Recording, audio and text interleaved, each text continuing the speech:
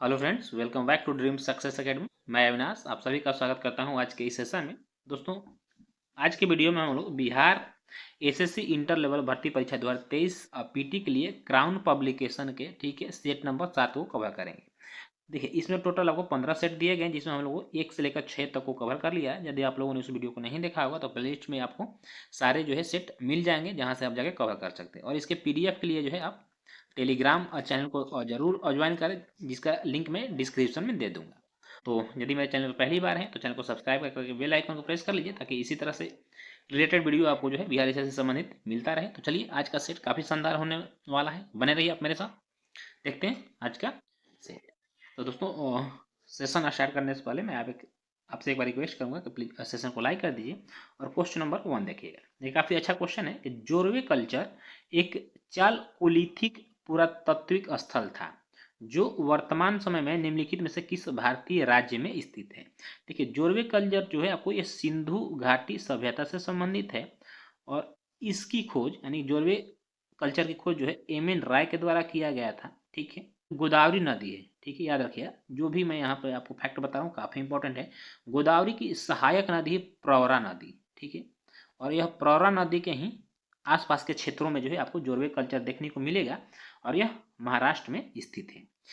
यदि हम जोरवे कल्चर की प्रमुख स्थलों की बात करें तो आप लोग दाइमाबाद का नाम जरूर सुने होंगे, जो कि सिंधु घाटी सभ्यता का जब से सबसे दक्षिणतम स्थल था। तो दाइमाबाद जो है यह जोरवे कल्चर का ही एक प्रमुख स्थल है। ठीक है, चलिए नेक्स्ट क्वेश्चन देखिएगा। तीसरी बौद्ध संगीति किस शहर में आयोजित की गई थी। तो देखिए, तीसरी बौद्ध संगीति जो यह पाटलिपुत्र में आयोजित की गई थी। और इस समय यहाँ पे अशोक का शासनकाल था। ठीक है, देखिए यहाँ से याद रखिए 4 बौद्ध संगीतियाँ हुई थी। प्रथम जो हुई थी यह राजगृह में हुई थी, यानी राजगीर में हुआ था। द्वितीय जो हुआ था यह वैशाली में हुआ था। ठीक है, और तृतीय जो हुआ था यह पाटलिपुत्र यानी पटना में हुआ था। और चतुर्थ जो हुआ था यह कुंडल वन में हुआ था। ठीक है, ये जरूर याद रखिएगा चारों बौद्ध संगीतियों। ठीक है, नेक्स्ट क्वेश्चन देखिएगा कि वर्ष 1828 ईस्वी में स्थापित ब्रह्म समाज के संस्थापक कौन थे। तो सबसे पहले क्वेश्चन याद रखिएगा, ब्रह्म समाज की स्थापना सन 1828 ईस्वी में हुआ, और इसके संस्थापक जो थे यह राजा राम मोहन राय थे। इन्होंने एकेश्वरवाद की पूजा करने की बात करी, यानी मतलब एक ईश्वर को आप मानिए। ठीक है, इन्होंने मूर्ति पूजा का विरोध किया। क्या मूर्ति पूजा का विरोध किया था? पुरोहितवाद का विरोध किया। ठीक है, चलिए नेक्स्ट क्वेश्चन है, भारतीय संविधान के किस अनुच्छेद में मौलिक कर्तव्यों के बारे में उल्लेख किया गया है।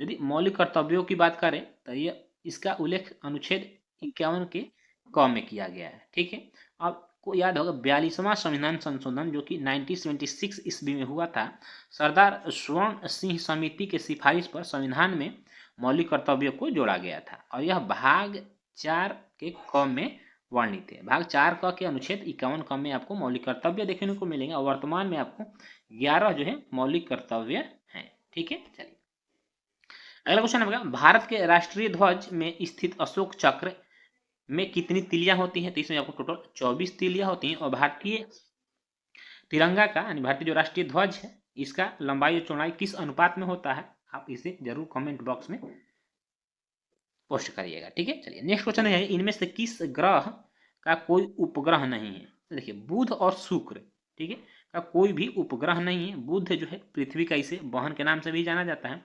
इसे भोर का तारा तथा सांझ के तारा के नाम से भी जाना जाता है। ठीक है, और इसका कोई भी उपग्रह नहीं है। अगला क्वेश्चन है, आर्द्रता के स्तर को मापने के लिए किस उपकरण का उपयोग किया जाता है। देखिए, आर्द्रता मापने के लिए हम हाइग्रोमीटर का प्रयोग करते हैं। ठीक है, और पानी का यदि घनत्व का है आपका, ठीक है, तो आपको हाइड्रोमीटर का प्रयोग किया जाता है। यहाँ पर आर्द्रता कह रहा इसलिए आपको ऑप्शन नंबर बी सही हो जाएगा। नेक्स्ट क्वेश्चन है, निम्न पर्वत श्रृंखला में से दोदा बेटा सबसे ऊंची चोटी है किसकी। देखिए, दोदा बेटा जो यह नीलगिरी की सबसे ऊंची चोटी है, और यह साउथ इंडिया में पड़ता है। और यह दक्षिण भारत का दूसरा सबसे बड़ा चोटी भी है। प्रथम की बात करें तो अनाई मोदी है। कौन? अनाई मोदी दक्षिण भारत की सबसे ऊंची चोटी है। नेक्स्ट क्वेश्चन देखिएगा, डिस्कवरी ऑफ इंडिया पुस्तक के लेखक का नाम बताइए। द डिस्कवरी ऑफ इंडिया पुस्तक के लेखक का नाम है जवाहरलाल नेहरू। नेक्स्ट क्वेश्चन आपका कि अंतर्राष्ट्रीय क्रिकेट परिषद का मुख्यालय कहाँ है। अंतर्राष्ट्रीय क्रिकेट परिषद का यानी कि आईसीसी का मुख्यालय पूछ रहा था, इसका मुख्यालय आपको दुबई में है। ठीक है। इसमें वर्तमान में याद रखें 105 सदस्य देश हैं। भारत में सर्वप्रथम सांकेतिक मुद्रा का प्रचलन किसने किया था? देखिए काफी इंपॉर्टेंट क्वेश्चन है ये, इसे गांठ बांध कर याद कर लीजिएगा क्योंकि ये क्वेश्चन बहुत बार रिपीटेड है और ये आपको कॉम्पिटेटिव एग्जाम में बहुत बार पूछा गया है। तो सांकेतिक मुद्रा का प्रचलन जो है यह मोहम्मद बिन तुगलक के द्वारा किया गया था। शॉर्ट में इसका नाम आप MBT कर लीजिएगा। ठीक है, चलिए नेक्स्ट क्वेश्चन देखिएगा, किस मुगल सम्राट के काल में इंग्लिश ईस्ट इंडिया कंपनी ने भारत में सर्वप्रथम कारखाना स्थापित किया था? यह जहांगीर के शासनकाल में सबसे पहले 1611 ईस्वी में जो है ईस्ट इंडिया कंपनी ने अपना कारखाना स्थापित किया। और जहांगीर के दरबार में जो प्रथम अंग्रेज आने वाला कौन था? यह कैप्टन हॉकिंस था। कब आया था? 1608 ईस्वी में कैप्टन हॉकिंस आया था। फिर 1615 ईस्वी में आप सर थॉमस रो आया था जो कि जेम्स प्रथम का राजदूत था। नेक्स्ट क्वेश्चन है, निम्नलिखित में कौन एक सही सुमेलित है? देखिए भारतीय ब्रह्म समाज, राजा राम मोहन राय। आपका क्या हो जाएगा? ये गलत हो जाएगा, सिर्फ ब्रह्म समाज का था तो आपका राजा राम मोहन राय हो जाता। ठीक है, आगे देखिए, सत्य शोधक समाज की स्थापना किसने किया था? तो सत्य शोधक समाज की स्थापना ज्योतिबा फूले के द्वारा किया गया था। ठीक है, यहाँ पर ज्योतिबा फूले के द्वारा किया गया था। The servants of India society Gopal Krishna Gokhale, ये बिल्कुल सही है। इसकी स्थापना सन 1905 ईस्वी में किया गया था। किसके द्वारा? गोपाल कृष्ण गोखले के द्वारा। ठीक है, चलिए ऑप्शन नंबर आपका C-D बिल्कुल सही हो जाएगा। नेक्स्ट क्वेश्चन देखिएगा कि निम्नलिखित गोलमेज सम्मेलन में किसका प्रतिनिधित्व भारतीय राष्ट्रीय कांग्रेस ने किया था? देखिए भारतीय 3 गोलमेज, जैसे कि आपको पता है कि 3 गोलमेज सम्मेलन हुआ था। प्रथम गोलमेज सम्मेलन 1930 में, दूसरा 1931 में और तीसरा 1932 में हुआ था। ठीक है, तो जो कांग्रेस ने प्रतिनिधित्व किया वो सिर्फ दूसरा गोलमेज सम्मेलन, जिसमें कि महात्मा गांधी कांग्रेस का प्रतिनिधित्व कर रहे थे, तो द्वितीय गोलमेज सम्मेलन में जो है कांग्रेस के द्वारा प्रतिनिधित्व किया गया था। अगला क्वेश्चन है, किस राज्य का सचिवालय भवन राइटर्स बिल्डिंग के नाम से जाना जाता है? इंपॉर्टेंट क्वेश्चन ये, राइटर्स बिल्डिंग के नाम से आप किस राज्य के सचिवालय को जानते हैं? तो यह पश्चिम बंगाल के सचिवालय को जाना जाता है। बड़े राज्यों की श्रेणी के तहत स्वच्छ सर्वेक्षण ग्रामीण 2022 पुरस्कार में कौन सा राज्य पहले स्थान पर रहा? तो इसमें जो है आपको तेलंगाना जो है प्रथम स्थान पर रहा। देखिए तेलंगाना प्रथम पे, सेकंड आपको हरियाणा रहा और थर्ड आपको तमिलनाडु रहा। ठीक है, चलिए नेक्स्ट क्वेश्चन है, मेडिसिन का फिजियोलॉजी 2022 का नोबेल पुरस्कार किसने जीता? देखिए ये नोबेल पुरस्कार 2022 का दिया हुआ है। ठीक है, ये स्वेंतो पाबो थे, किस? फिजियोलॉजी के क्षेत्र में। किंतु अब आपको क्या रखना, आपको याद रखना 2023 का, क्योंकि 2023 की अब नोबेल पुरस्कार का घोषणा किया जा चुका है। तो 2023 में 2 लोगों को मिला, कौन कौन? याद रखिए, कैटालिन कारिको। ठीक है, और एक है ड्यूज विजमैन। इन 2 लोगों को जो है आपको चिकित्सा के क्षेत्र में नोबेल पुरस्कार मिला है। तो ये 2 नामों जरूर याद रखिएगा, जैसे फोटो में आप ये देख रहे हैं। ठीक है, नेक्स्ट क्वेश्चन ये है, किस देश ने सूर्य के रहस्यों को जानने के लिए काफा उपग्रह लॉन्च किया है? तो यह चीन के द्वारा किया गया है।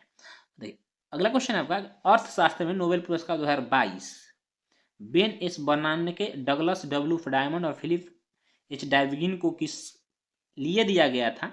तो देखिए इन्होंने बैंकों और वित्तीय संकटों पर शोध किया था, इसलिए इन्हें 2022 का नोबेल पुरस्कार दिया गया था। किंतु फिर आपको बता दूं कि 2023 का अब आपको याद रखना है अर्थशास्त्र के क्षेत्र में। देखिए 2023 का जो नोबेल पुरस्कार मिला है यह क्लाउडिया गोल्डिन को मिला है। किसको?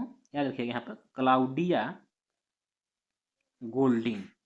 ठीक है, जो कि यह पुरस्कार पाने वाली यह 3rd महिला है। ठीक है, इन्होंने श्रम जो बाजार है, देखिए यानी कि जो श्रम मार्केट है उसमें लिंग के अंतर के महत्व को समझाया है।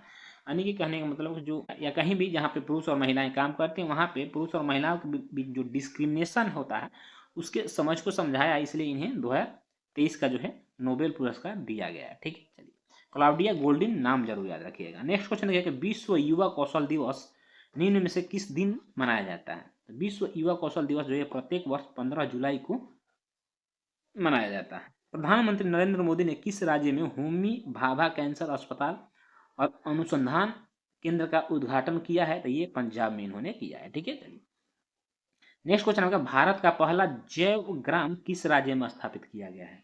देखिए भारत का पहला जो जैव ग्राम है यह दासपारा बायो विलेज है। कौन सा? याद रखिएगा, दासपारा।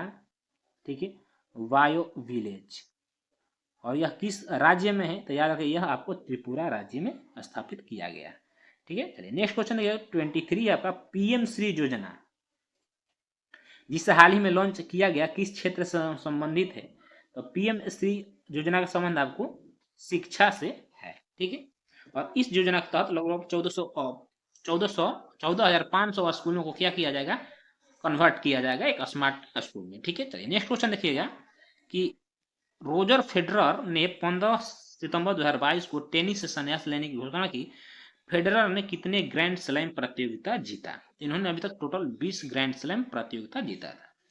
बारी चीना बादम 20 जिसे हाल ही में लॉन्च किया गया किस फसल की एक किस्म है, देखिए ये जरूर याद रखिए कौन सा, बारी चीना बादम 20। ठीक है, तो यह जो है यह मूंगफली का एक नई किस्म है। ठीक है, देखिए नेक्स्ट क्वेश्चन है आपका काफी जो है बढ़िया क्वेश्चन है कि देश के किस प्रदेश में सबसे अधिक जिले हैं, और मैक्सिमम बहुत लोगों को ये पता होगा कि उत्तर प्रदेश में जो सबसे अधिक जिले, कितने जिले हैं टोटल, उत्तर प्रदेश में आपको 75 जिले हैं। देखिए मध्य प्रदेश में आपको 52 जिले हैं। ठीक है, और तमिलनाडु में आपको 37 जिले हैं, जबकि महाराष्ट्र में आपको 36 जिले हैं। सबसे अधिक पूछ रहा तो आपको उत्तर प्रदेश सही आंसर हो जाएगा। नेक्स्ट क्वेश्चन है सूची 1 को सूची 2 से सुमेलित कीजिए तथा नीचे दिए गए कूट से सही उत्तर चुनिए।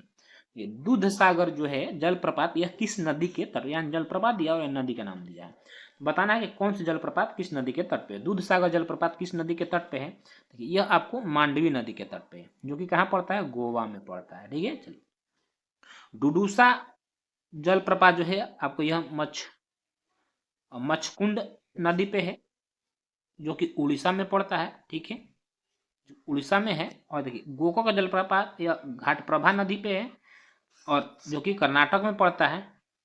देखिए राज्य का नाम मैं लिख दे रहा हूँ पे, और जोग जलप्रपात यह शरावती नदी पे पड़ता है। ठीक है, मिला लीजिए ए का 4 हो जाएगा, बी का 2 हो जाएगा, ऑप्शन नंबर ए बिल्कुल सही हो जाएगा। ठीक है, चलिए नेक्स्ट क्वेश्चन देखिएगा कि 2011 में निम्नलिखित राज्यों में से किस राज्य में उच्चतम लिंगानुपात है। 2011 की जनगणना के अनुसार यदि हम बात करें, ठीक है, तो सबसे जो उच्चतम लिंगानुपात है इन राज्यों में, तो यह तमिलनाडु में। तमिलनाडु में टोटल 996 महिलाएं हैं प्रति 1000 पुरुष पर। ठीक है, आंध्र प्रदेश में 993 महिलाएं हैं, उड़ीसा में 889 महिलाएं हैं, और कर्नाटक में 973 महिलाएं हैं। तो सबसे अधिक लिंगानुपात 996 आपको तमिलनाडु राज्य में हो जाएगा। देखिए नेक्स्ट क्वेश्चन है किस अधिनियम ने भारतवासियों को अपने देश के प्रशासन में कुछ हिस्सा लेना संभव बनाया था, तो यह चार्टर एक्ट अधिनियम सन 1833 ईस्वी के द्वारा संभव हो पाया था। ठीक है, नेक्स्ट क्वेश्चन देखिए क्वेश्चन नंबर 30 है आपको कि यदि भारत के राष्ट्रपति का पद रिक्त हो जाए और उपराष्ट्रपति भी न हो, तब निम्न में से कौन से कार्यवाहक राष्ट्रपति होगा। तो देखिए जब राष्ट्रपति का पद, उपराष्ट्रपति का पद भी खाली हो जाए, तो जो कार्यवाहक राष्ट्रपति के रूप में होंगे वह भारत सर्वोच्च न्यायालय के जो मुख्य न्यायाधीश होते हैं, यानी सुप्रीम कोर्ट का जो मुख्य न्यायाधीश हैं, वह इस राष्ट्रपति के कार्यभार को संभालेंगे। मान लीजिए कि उस समय आपको कोई मुख्य न्यायाधीश उपस्थित नहीं है, तो जो सुप्रीम कोर्ट का वरिष्ठ न्यायाधीश होंगे वो राष्ट्रपति कार्यभार को संभालेंगे, और यह अनुच्छेद 65 में ऐसा वर्णन किया गया है। ठीक है, और यह राष्ट्रपति उत्तराधिकारी अधिनियम सन 1969 भी इसकी व्याख्या करता है। अगला क्वेश्चन देखिएगा कि विधि का नियम सूचकांक को निम्नलिखित में से किसके द्वारा जारी किया जाता है। तो विधि के जो नियम सूचकांक है इसको विश्व न्याय परियोजना के तहत जारी किया जाता है। ठीक है, चलिए नेक्स्ट क्वेश्चन देखिए कृषि एवं ग्रामीण विकास क्रियाओं की सभी प्रकार की खास आवश्यकताओं की पूर्ति करने वाली एकमात्र संस्था कौन से, तो यह नाबार्ड है। देखिए नाबार्ड की स्थापना सन 1982 ईस्वी में हुआ था, जो कि कृषि के क्षेत्र में यानी कि कृषि के लिए क्या वित्त ऋण जो है उपलब्ध कराती है। ठीक है, देखिए वित्तीय सम्मिलन को प्रोत्साहित किया जा सकता है, तो वित्तीय सम्मिलन को प्रोत्साहित किस तरह से किया जा सकता है, तो योग्य लाभार्थियों को विशिष्ट साख पत्र देकर सही है, निम्न आय वर्ग के लोगों को शून्य अथवा न्यूनतम अवशेष से बैंकिंग सेवा को प्रदान करके, कम आय वाले लोगों को वित्तीय सेवाएं प्रदान करके। ठीक है, ऑप्शन नंबर देखिए डी जो है यानी उपयुक्त में से सभी सही है। वित्तीय समावेशन का मतलब होता है कि समाज के सभी जो वर्ग हैं यानी सभी वर्गों तक वित्तीय सेवाओं की जो है पहुंच को सुनिश्चित करना है। ठीक है, चलिए नेक्स्ट क्वेश्चन है एरा ऑफ डार्कनेस किसकी रचना है? ये काफी प्रसिद्ध पुस्तक है और यह जो है आपको शशि थरूर की पुस्तक है। इनमें से किस उत्पाद के लिए बिहार को जीआई टैग नहीं मिला है? देखिए, कतरनी चावल के लिए मिला है, जर्दालू आम के लिए मिला, सिला खाजा के लिए मिला। मिंदोरी केला जो है यह गोवा का जो है केला का नस्ल, यानी यह जो मिंदोली केला यह गोवा में पाया जाता है। तो ऑप्शन नंबर सी आपका सही हो जाएगा। नेक्स्ट क्वेश्चन है आईएमएफ की स्थापना कब की गई थी? देखिए, आईएमएफ की स्थापना सन 1945 ईस्वी में की गई थी, आईएमएफ, ठीक है। और इसका फुल नेम बात करें तो इंटरनेशनल मॉनिटरिंग फंड होता है। विश्व थिएटर दिवस कब मनाया जाता है? तो प्रत्येक वर्ष विश्व थिएटर दिवस जो है आपको यह 27 मार्च को मनाया जाता है, ठीक है। नेक्स्ट क्वेश्चन देखिएगा, क्वेश्चन नंबर 38 है कि राष्ट्रीय बाल अधिकार संरक्षण आयोग की स्थापना संसद के एक अधिनियम बाल अधिकार संरक्षण आयोग अधिनियम 2005 के तहत किस वर्ष किया गया था? 2007 के अधिनियम के तहत किया गया था। नेक्स्ट क्वेश्चन देखिए, हाल ही में खबरों में रहा धौलावीरा किस राज्य या केंद्र शासित प्रदेश में स्थित है? देखिए, धौलावीरा क्यों चर्चा में रहा? क्योंकि यहाँ पे G20 का एक बैठक कराया गया था और यहाँ पे जो है G20 के सदस्यों को जो देशों के जो सदस्य थे वो घूमने के लिए आए थे, इसलिए चर्चा में रहा था। और यह याद रखिए, यह गुजरात में है, यह सिंधु सभ्यता का एक स्थल है। भारत में पहली बार किस राज्य या केंद्र शासित प्रदेश में लिथियम के भंडार मिले हैं? तो यह आपको जम्मू एंड कश्मीर में लिथियम के भंडार मिले हैं, ठीक है। नेक्स्ट क्वेश्चन देखिएगा, रक्षा मंत्री राजनाथ सिंह ने कहाँ भारतीय वायुसेना के हेरिटेज सेंटर का उद्घाटन किया है? तो ये आपको जो है चंडीगढ़ में किया गया है। केंद्रीय मंत्री जी किशन रेड्डी ने किस शहर में पीएम जन औषधि केंद्र का उद्घाटन किया है? देखिए, पीएम जन औषधि केंद्र का उद्घाटन आपको यह सिकंदराबाद में किया गया है। देखिए, पीएम जन औषधि केंद्र का उद्देश्य जो है यह दवाओं को, ठीक है, कम दाम पर उपलब्ध कराना है, ठीक है। और यह हर जगह जो है खोला गया है, हर शहर में खोला गया है। वहाँ से आप जो है दवाओं को जो है कम डिस्काउंट पे, मान लीजिए कोई दवा 100 रुपये यदि मार्केट में अवेलेबल है तो जन औषधि केंद्र से आप जाकर इसे 50 या 40 रुपये में आपको यह मिल जाएगा। काफ़ी सस्ता दवा यहाँ पे मिलता है, ठीक है। और यह एक समाज के लिए जो है काफ़ी अच्छा पहल किया गया है सरकार के द्वारा। नेक्स्ट क्वेश्चन देखिएगा आप, क्वेश्चन नंबर 43 है कि एक नई रिपोर्ट के अनुसार किस देश में पिछले 2 दशकों में प्रति व्यक्ति ई कचरा 3 गुना हो गया? यह देखिए कनाडा में हुआ है। कहाँ? कनाडा में, ठीक है। चलिए नेक्स्ट क्वेश्चन देखेंगे, क्वेश्चन 44 है कि किस देश ने भारतीय प्रधानमंत्री नरेंद्र मोदी को राजकीय यात्रा पर आमंत्रित किया है? तो यह अमेरिका के द्वारा किया गया है। खुद अपनी खुद की इंटरनेट सेवा शुरू करने वाला देश का पहला राज्य कौन बना? तो यह केरल बना है। अगला क्वेश्चन आपका, अरब सागर में उठे बिपरजॉय का नाम किस देश ने रखा है? देखिए, बिपरजॉय जो अरब सागर में उठा था, इसका नामकरण आपको बांग्लादेश ने किया था और इसका बिपरजॉय का अर्थ जो होता है यह आपदा होता है, ठीक है, याद रखिएगा। नेक्स्ट क्वेश्चन देखिएगा कि भारत ने किस देश को हराकर इंटरकॉन्टिनेंटल कप का खिताब जीता? तो इसने लेबनान को हराकर इंटरकॉन्टिनेंटल खिताब जीता। नेक्स्ट क्वेश्चन है, किस राज्य में वन ट्री अभियान शुरू किया गया है? तो यह आपको उत्तर प्रदेश में किया गया है, ठीक है। भारत के बाहर पहला आईआईटी कैंपस किस देश में स्थापित किया जाएगा? तो यह आपको तंजानिया में किया जाएगा, ठीक है। नेक्स्ट क्वेश्चन देखेंगे कि किस राज्य या केंद्र शासित प्रदेश ने मोबाइल दोस्त ऐप लॉन्च किया है? तो देखिए, ये जो है आपको जम्मू कश्मीर के द्वारा किया गया है, ठीक है। देखिए, क्वेश्चन अगर 51 है कि निम्न सही सुमेलित कीजिए। ठीक है, फायदोमीटर से क्या मापा जाता है? फायदोमीटर से समुद्र की गहराई मापा जाता है, बैरोमीटर से वायुमंडलीय दाब मापा जाता है, हाइग्रोमीटर से आपको वायुमंडलीय आर्द्रता मापा जाता है और अल्टीमीटर से ऊंचाई मापा जाता है। ए का 4 हो गया, बी का 1 हो गया, सी का 2 हो गया, ठीक है। ऑप्शन नंबर आपका बी जो है इस तरह से बिल्कुल आंसर सही है। नेक्स्ट क्वेश्चन देखिएगा, प्रकाश ऊर्जा का ऑप्टिकल फाइबर में संचरण निम्नलिखित घटना के अनुप्रयोग द्वारा किया जाता है।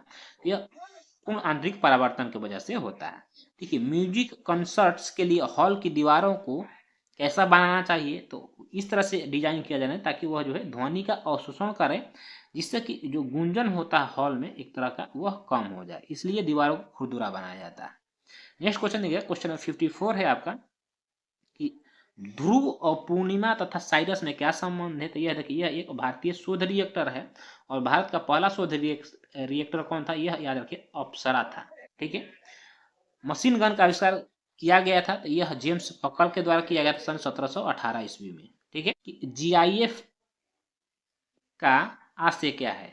GIF इसका देखिए फुल फॉर्म पूछ रहे हैं, तो ग्राफिकल इंटरचेंज फॉर्मेट होता है। निम्नलिखित में कौन किसी जल निकाय में घनत्व प्रवणता को दर्शाता है। देखिए पिक्नोक्लाइन में जल के घनत्व प्रवणता को मापा जाता है।